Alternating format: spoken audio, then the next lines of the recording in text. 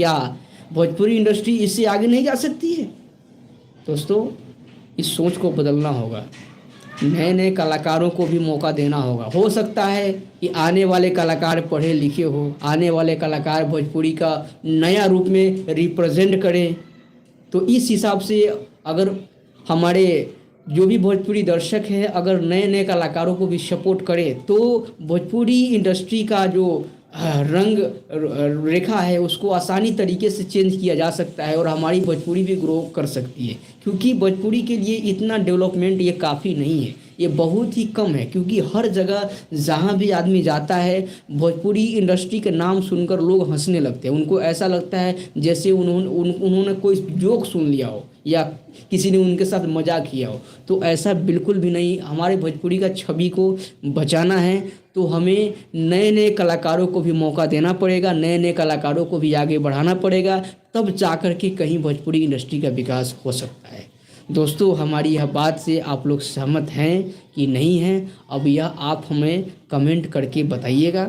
और दोस्तों, भोजपुरी इंडस्ट्री में विकास तब तक नहीं होगा जब तक यहाँ जातिवाद ख़त्म नहीं होगी, जब तक यहाँ मुंह देकर क्या होता है कि भोजपुरी इंडस्ट्री में कि बहुत सारे इतने स्टूडियो खुल चुके हैं जो कि दुनिया में किसी भी इंडस्ट्री में इतने स्टूडियो नहीं है म्यूजिक स्टूडियो जितना भोजपुरी इंडस्ट्री में खुल गया है। कलाकार तो मात्र गिने चुने ही हैं, स्टार मात्र गिने चुने ही हैं, लेकिन स्टूडियो वाले कमाई का जरिया बना करके इतने सारे स्टूडियो खोल चुके हैं, इतने सारे स्टूडियो खुल गई है, इतने सारे हर चीज़ कि कलाकार को जो छोटे मोटे कलाकार आते हैं उनको परेशान किया जाता है, बेवजह उनसे पैसे लिया जाता है और उनका काम भी नहीं किया जाता है। तो दोस्तों, सभी लोगों से मेरा निवेदन यही है, सभी स्टूडियो वाले भाई से, कि देखिए वो बात सही है कि आपने बिजनेस के लिए वो चीज़ किया है, लेकिन कम से कम जो सिंगर आपको पैसे देता है, जो आपको जितना पैसे होना चाहिए उतना देता है, उसकी काम तो क्वालिटी में कीजिए। जो सिंगर कम पैसे देता है उसका भी वही क्वालिटी में देते हैं लोग, जो ज़्यादा पैसे देता है उसका भी क्वालिटी वही कर देते हैं। इससे कारण कम से कम आप ठीक है, आप जो करते हैं वो तो खैर आप उसके लिए आप खुद मतलब जिम्मेवार हैं। मतलब क्या होगा कि मतलब किसी आप सिंगर के साथ में जो गलत करते हैं तो कहने का मतलब है कि भाई वो तो जाहिर सी बात है कि गलत ही होता है। लेकिन कम से कम जिस कलाकार में टैलेंट है, जो टैलेंटेड कलाकार आप लोगों के बीच में आता है, तो उसको तो कम से कम आप आगे बढ़ाने की कोशिश कीजिए। या आप ये कहते रह जाएंगे कि हाँ पुराने कलाकार ये हैं, पुराने कलाकार ये है, तो क्या, तो फिर जब पुराने कलाकारों से ही ये भोजपुरी इंडस्ट्री चल रही है तो फिर आखिर नए कलाकार क्यों, इतनी स्टूडियो क्यों खोल के बैठे हुए? सारे स्टूडियो को बंद कर दीजिए, वही कलाकार गाएंगे, दूसरे कोई कलाकार दूसरे छोटे मोटे कलाकारों का पैसा क्यों बर्बाद हो रहा है? आखिर ये कौन सा गेम चल रहा है? ये तो लूटने, सरासर लूटने का धंधा चल रहा है और इसमें कोई कुछ बोलने वाला भी नहीं है। अब बोलेगा भी क्यों, कहने का मतलब है किसको इस चीज़ से मतलब है। लेकिन कलाकार को, बंधु को भी समझना होगा कि भोजपुरी इंडस्ट्री में स्टूडियो के नाम पर, गाना के नाम पे, एल्बम के नाम पे, वीडियो के नाम पे यहाँ पर लूट है। यहाँ पर भोले भाले कलाकार जानते हैं, उनको एग्रीमेंट में फंसा लिया जाता है या उनके साथ में धोखाधड़ी होता है, उनसे पैसा लेकर के उनका काम अच्छा तरीके से नहीं जाता है और वो बेचारे परेशान होकर, हताश होकर, निराश होकर अपने काम को छोड़ देते हैं।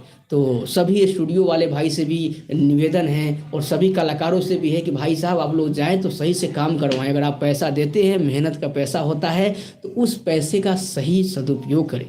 उसको आप सही से बोले कि भाई साहब मेरा म्यूजिक सही बनाइए, मेरा वीडियो सही बनाइए, अच्छे चैनल से डालिए, या हो सके तो आप खुद अपने ऑफिशियल से डालिए, ताकि उसकी अर्निंग आज नहीं तो कल तो होनी ही है, तो वह आपके ही अकाउंट में आए, उसका लाभ आपको मिले। तो चलिए दोस्तों, हमारी यह जानकारी कैसी लगी, और इसी तरह की जानकारी के लिए आप हमारे इस चैनल राकेश अनोखा म्यूजिक वर्ल्ड को सब्सक्राइब कर लीजिए और इस शेयर को, इस लाइक को और इस लाइव को आप थोड़ा सा ज़्यादा से ज़्यादा शेयर कीजिए और यह जानकारी और भी दोस्तों में बांटिए, ताकि कोई भी गरीब कलाकार या छोटा मोटा सिंगर इस तरह के ठग के चक्कर में ना पड़े और वह अपना पैसा और समय दोनों को बर्बाद ना करे। धन्यवाद।